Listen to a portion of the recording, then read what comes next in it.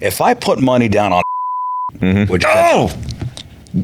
You thinking that? Yes, too? you're going that going that out too. I had a nice little Easter egg, and you got me.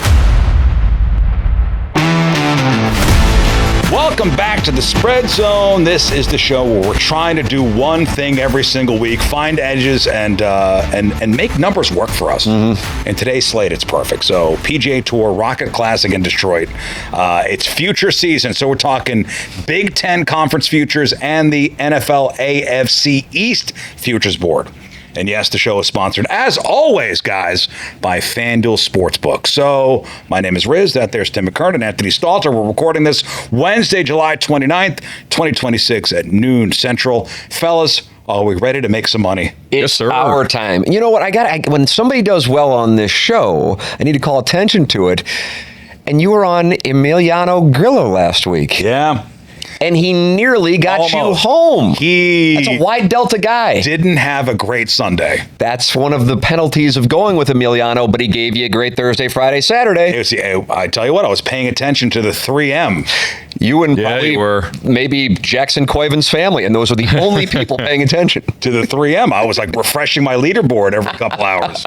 Where's Emiliano? Where is he? And he was climbing. He had a good Thursday, a good Friday, had a decent Saturday. He was live. Yeah, he has an implosion. He'll press eject every once in a while. Unfortunately, he did it on Sunday for you. But you at least called that out. That was out of nowhere. I know. I was trying to make some money. That would have been a nice $700 payday. Good play. Plus 7,000? Yeah. I feel like, Riz, you have mounted a nice little portfolio the last couple of weeks. What we need to keep this going for football. Oh, yeah. Spreadsheet season. Spreadsheet season is coming. In our inaugural year, not to go too far off the beaten path here. In our inaugural year, did at least one of us finish above 500? I can look at the spreadsheet. I think you did, Tim. Is that right? You were hot. I was more of a surprising NFL guy when college is my game. You were kind of like I'm the golf guy, and you're the one giving the people Emiliano Grillo. There you go. Yeah. Listen to Riz, don't listen to me. But it was, again, Thursday, Friday, Saturday, great. Refreshing the leaderboard. There he is. He's right up there. He's fifth, fourth. Plus 7,000. Climbed as far as third place. He was right there. And then Sunday rolls around, and on my iPhone, you have to press now expand leaderboard. To see all the... You got to do the expand. The fold. Yeah, that's too bad. Yeah. Nothing like a little sweat on a Sunday. We had fun. Hey, you got a sweat out of a plus 7,000. We had fun. All right, now we're talking the Rocket Classic, guys. Yep. The Rocket Classic, Detroit, Michigan, the Detroit Golf Club. Now, as you all know. Yes, and when we say all, Anthony, we mean literally everybody in the audience. Everyone. I got a note on this particular course they're playing at. This is a Tyler Ray, newly redesigned Detroit Golf Club. So don't get too married on what used to work here. That's right. Because this is a brand new course, guys. Yeah. So tell me, Tim, how we betting this? Riz, I'm focused on the Bombers. That's who I'm focused on. This is a driving distance golf course, and even with the renovations, as you make reference to, you have a couple of super long par fives, and if I'm not mistaken, you have 4 par fours that are 470 yards or longer, which for the amateur player would usually be in the category of a par five. Last year's winner, speaking of everyone knowing something, everyone knows Aldrich Potgieter won this last year. And he is the leader in driving distance on the PGA Tour. That speaks to the importance of driving distance at this golf course. So that is the data point that I am focused on when I build my card for the Rocket Classic. The top of the board here, as far as our friends over at FanDuel, Cam Young is at plus 950. Yeah. That's what I read this morning. Yep. Shoffley plus 1,600. Gotterup at plus 1,600. Jackson Coivin, our winner at the 3M, Emiliano's nemesis. Plus 2,000, and then Siwoo Kim at plus 2,000. So here's the key. We're not just betting good players. We're betting price versus probability. Yeah. Well, you got us home last week with a sweat on a plus 7,000 play. I was saying to Riz that there are some names this week who I like betting this event because I think you can get some real sweats down the board. And if you don't want to go all in on somebody to win, you can still get some great pricing for a top 10 or a top 20. I want to give the audience 3 different names in that category. And I realize, probably like Emiliano Grillo, not necessarily household names, but if you want to build around driving distance, which tends to be the successful stat when you're looking at the Rocket Classic, this gentleman's name is Michael Brennan, and he is 3rd on the PGA Tour in driving distance, and he's also a strong player as well. He is plus 200. You're getting 2-1 for him to top 20 this week. And he's also lingered in some other events that certainly have more cachet than the Rocket Classic. So Michael Brennan is a name that I would look at. If you wanted to bet him to win the thing, that's one conversation. We can give those numbers momentarily. But I like a top 20 from a guy who hits the ball so far. He is 3rd on the PGA Tour, and he averages 326.5 yards off the tee. 2nd in driving distance, Rory McIlroy. He's not in the field. And 1st is, I mentioned, Aldrich Potgieter, the defending champion. So this is a non-major and a non-elite field week. It's relative to this event, the field is better than normal. But it certainly would fall into the category of, well, it's certainly not a major, and it's also not your typical signature event field. This isn't a signature event either. So this is more fun, I think, to bet on an event. I think you're gonna find a name kind of like Grillo. I don't know how many people are aware of Jackson Koiven. I'm a golf nerd, so I was aware of his success. I mean, he's been a star at Auburn. Just went pro. He's been outstanding since coming out on both tours.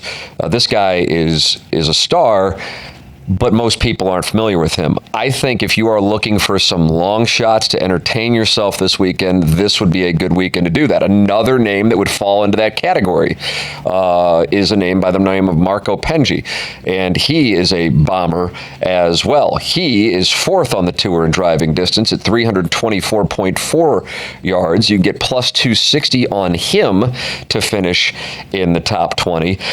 Potgieter is the defending champion. You're like, oh, I wonder if he's got short odds. He's played really poorly here as of late. He's plus 280 to finish top 20. I just can't advise that because he's been in poor form, making me wonder if he's got injury issues. So that's why I shy away from the guy who is leading the PGA Tour in driving distance. So if I were to give the audience one more long shot, I think I would go with the guy that is a name that, we've talked a little bit about on this podcast, and that's Pearson Coody. And he's not a super long shot, but I realize he's not a household name. And Pearson Coody's played really well, and he's also top 10 in driving distance. And I like Pearson Coody to be around this weekend. However, you're wanting to know who my play will be to win the whole thing. Yes. And I got to give that to you. My play to win the whole thing, he meets all the standards. Chris Gotterup, 6th on the PGA Tour's driving distance. He's also been one of the best players in the game over the last 12, 14 months. He's plus 1,500 to win this event. Chris Gotterup is my play to win the Rocket Classic. All right, here's who Scott Rizzuto is putting his money on. Oh, everybody tune in. Here we go. Yeah, I mean, this is where you get paid. JJ Spawn, plus U.S. Open winner. 3,300. Okay. So I got 33-1 odds on that one. Ryan Gerard at plus 3,500. He's kind of been lurking this year. Yeah, Ryan Gerard's been lurking. Is it Gerard or Gerard? Ryan Gerard. Plus 3,500. But he's not David Gerard. Gerard. My apologies. David to Gerard, the former Jaguar quarterback. David Gerard. Now. Apologies to the Gerard family. Yeah. For mispronouncing David him. What about Cam Young is plus 950. I have to tell you, I was looking at Cam. So I love betting under 10-1 on golf. Not usually. Yeah, especially to win. The thing is, I mean, when we're talking the top 2 favorites, and Cam Young and Chris Gotterup both have had incredible years.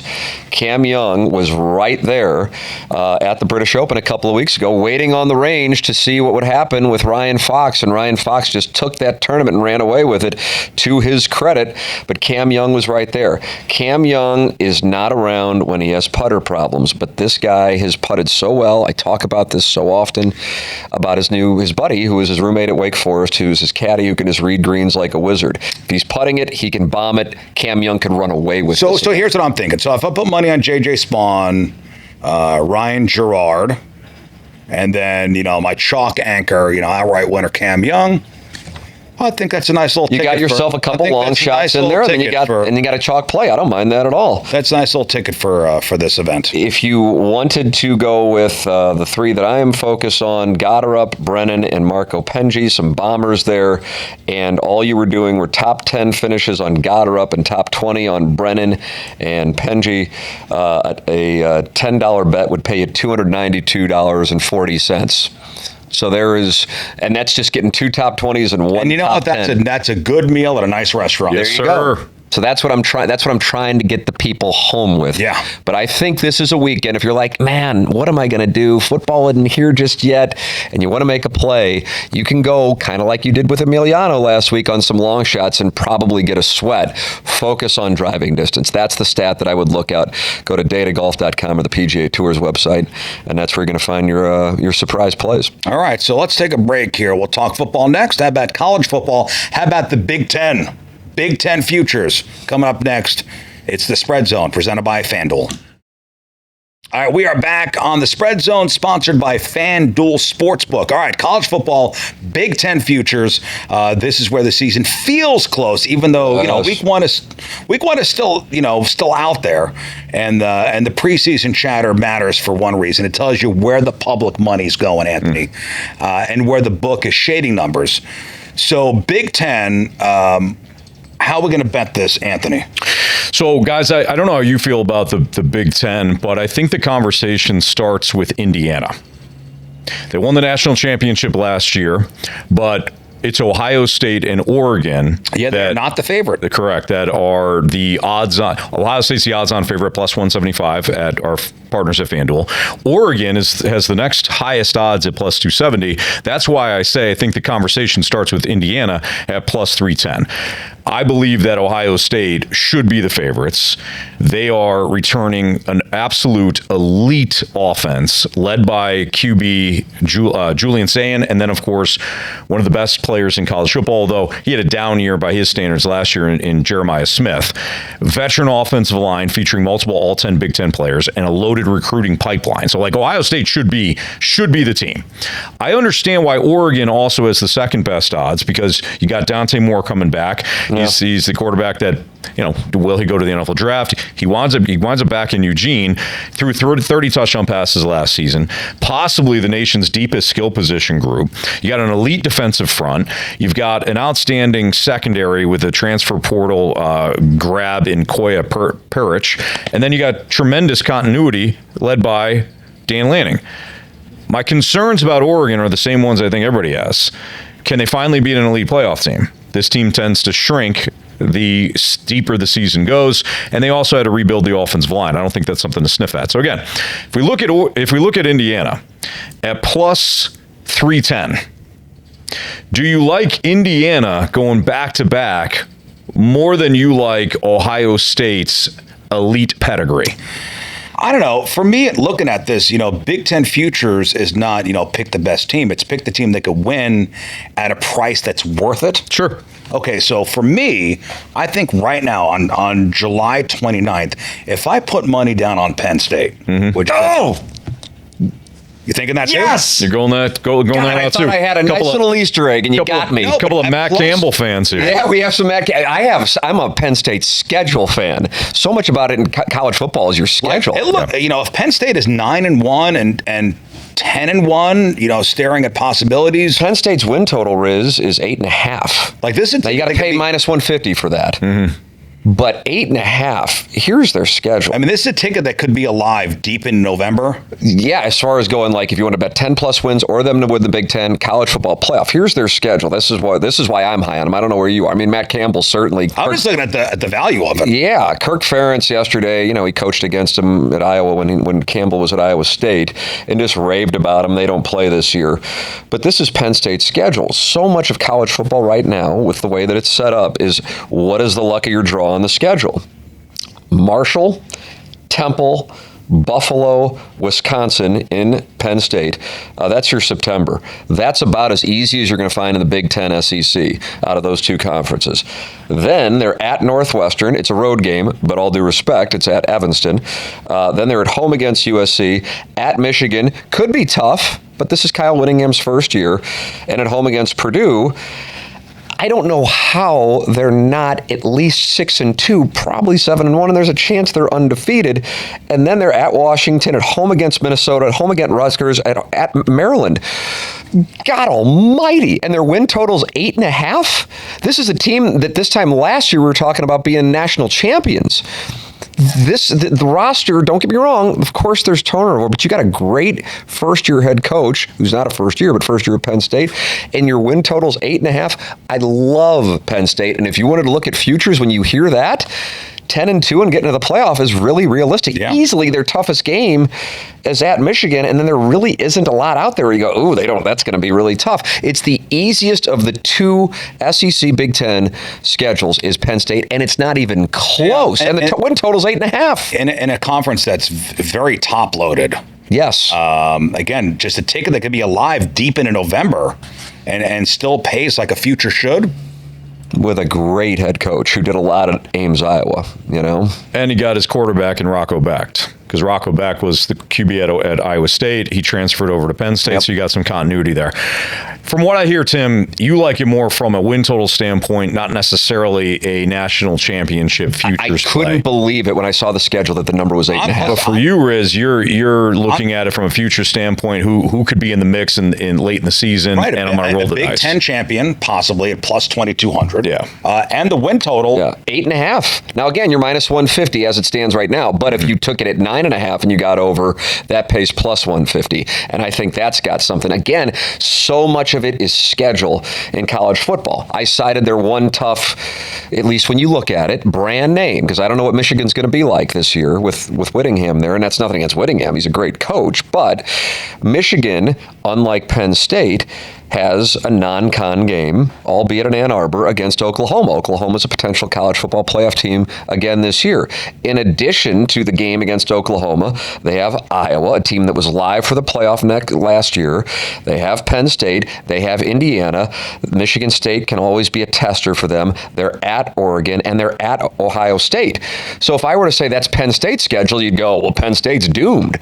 But because of the way the schedule kind of lottery works, teams can have a year that's set up for them or a year that they're really in trouble. And Michigan right here, you look at that schedule and you go, man, if Michigan wins 8 games, that's a pretty good year. So I think the last two that you mentioned are the ones that should be highlighted the most. What are the road games? You have to go to Eugene, notoriously a difficult place to play, unless you're Indiana last year. And then they also have to go to Ohio State. Correct. Now, we've seen them win in Ohio State, obviously, especially with Ryan Day on the other side. But 2 incredibly difficult road games on Michigan's schedule. That's the only reason I'd cross them off as well. Otherwise, Bryce Underwood's got superstar potential. I love Kyle Whittingham. Love him. And their home schedule is incredible, but it's also challenging. Yeah. I mean, if they go undefeated through their home schedule, which they would have to do to be in the mix to win 10 games, operating on the premise that Oregon and Ohio State would be likely losses, that means they have to beat Oklahoma at home, they have to beat Penn State at home, they have to beat Indiana at home, and then you always have the variance that can come from playing your rival Michigan State. Michigan's schedule is absolutely brutal. If I'm going to start, Riz, go ahead. No, I was going to say, do you guys see Oregon and Ohio State kind of as co-equal at the top of the board? From a talent standpoint and a coaching standpoint, even though Dan Lanning hasn't won like Ryan Day won a national championship, yes. Where I think the difference is Ohio State has proven that it can do it in the playoffs. Oregon is not. So I think that's where the split happens.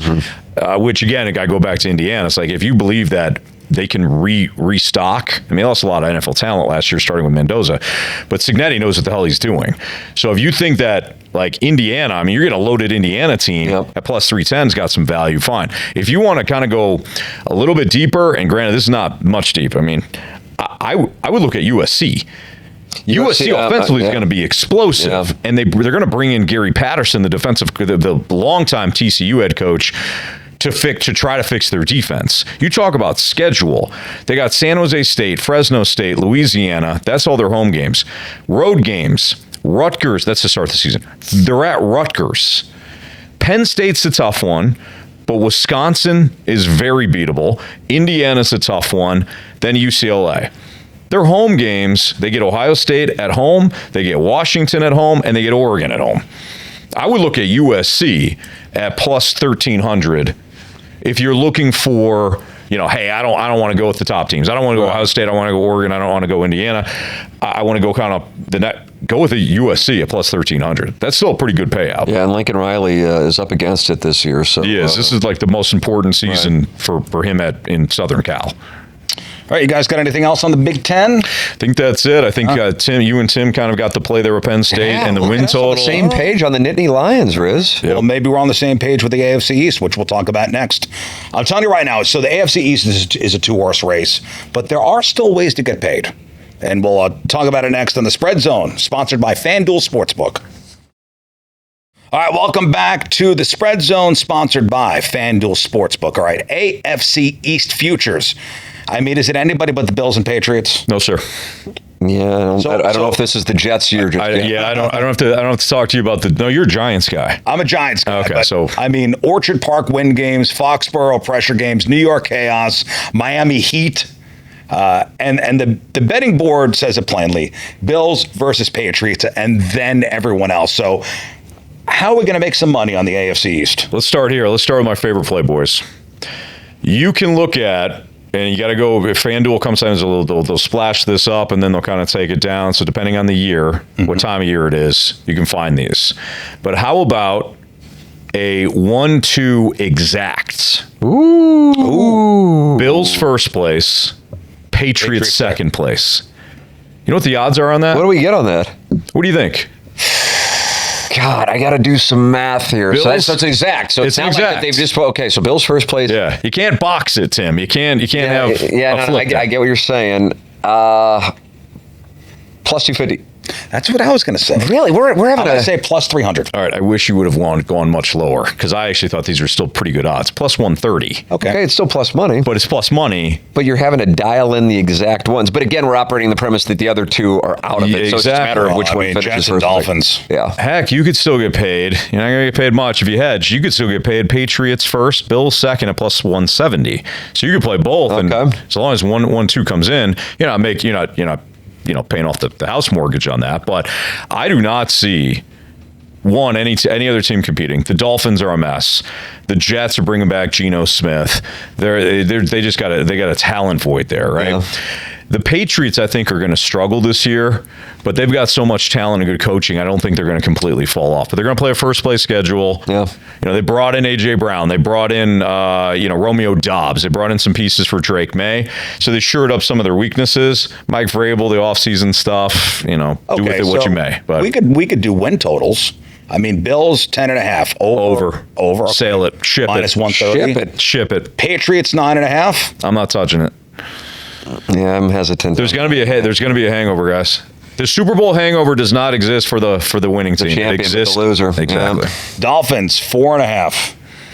I'm not touching it. Pass. Where are the New York Jets? 5.5. Pass. God, yeah, I wouldn't touch that either. Well, these are good numbers.